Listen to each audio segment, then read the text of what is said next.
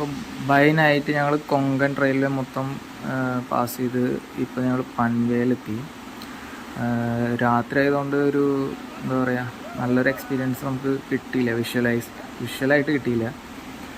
അപ്പോൾ ഇവിടെ ഞങ്ങൾ ഫുഡ് IRTC വഴി ഓർഡർ ചെയ്തിട്ടുണ്ടായിരുന്നു. അപ്പോൾ അത് കളക്ട് ചെയ്യാൻ വേണ്ടിയിട്ടാണ് ഇപ്പോൾ പുറത്തേക്ക് വന്നത്. അങ്ങനെ ഞങ്ങളുടെ ഫുഡ് കിട്ടി. അപ്പോൾ ഞങ്ങളുടെ ഈ യാത്രയുടെ ഇടയിൽ ഞങ്ങൾക്ക് 2 സാറുമാരെ പരിചയപ്പെടാൻ പറ്റി. അപ്പോൾ രണ്ടാളും ഇന്ത്യൻ ആർമിയിലത്തെ ഓഫീസേഴ്സാണ്. അപ്പോൾ അതിലൊരു സാറാണ് ഈ ഫുഡിൻ്റെ കാര്യങ്ങളൊക്കെ ഓർഡർ ചെയ്തതും അങ്ങനത്തെ കാര്യങ്ങളൊക്കെ ചെയ്തത്. സോ ഞങ്ങൾ വിചാരിച്ച എല്ലാ ഫുഡും കിട്ടി. അപ്പോൾ അതായിരുന്നു സാർ അവിടെ ചെക്ക് ചെയ്യണ്ടായിരുന്നു. പുറത്ത് ചില സമയത്ത് നമ്മൾ ഓർഡർ ചെയ്ത് ചിലപ്പോൾ ഫുൾ ഫുഡ് കിട്ടണമെന്നില്ല. അപ്പോൾ നമ്മളെപ്പോഴും ഓർഡർ ചെയ്യുമ്പോഴും നമ്മളതൊന്ന് ചെക്ക് ചെയ്യണം. ട്രെയിനിൽ പോകുന്ന കാര്യമായിട്ടോ പറയണം. അപ്പോൾ ഞാനും അതിലും ആസ് യൂഷ്വൽ നമ്മൾ മലയാളികൾ എപ്പോഴും എവിടെ പറയണ പോലെ ബിരിയാണി അതുതന്നെ ചൂസ് ചെയ്തത്. അപ്പോൾ ബിരിയാണിയൊക്കെ കൊള്ളായിരുന്നു. നല്ല നമ്മുടെ ഇവിടെ കിട്ടണ പോലത്തെ ബിരിയാണി തന്നെയായിരുന്നു. പിന്നെ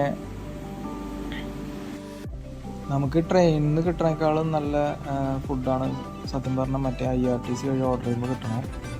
സോ എപ്പോഴും അത് ചൂസ് ചെയ്യായിരിക്കും ബെറ്റർ എന്നാണ് എനിക്ക് തോന്നുന്നത് ഈ ഒരു ലോങ് ഡിസ്റ്റൻസ് ട്രാവലിൽ.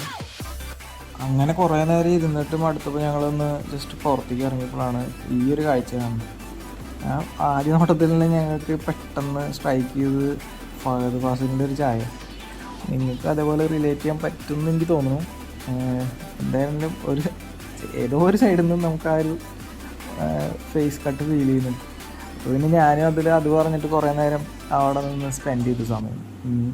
പിന്നെ ഇപ്പം ഞാൻ അടുത്ത സ്റ്റേഷൻ നമ്മൾ എത്തുന്നത് വഡോദരയാണ്. അപ്പോൾ അതുലിൻ്റെ അനിയൻ ഇപ്പോൾ വഡോദരയിൽ ആണ്.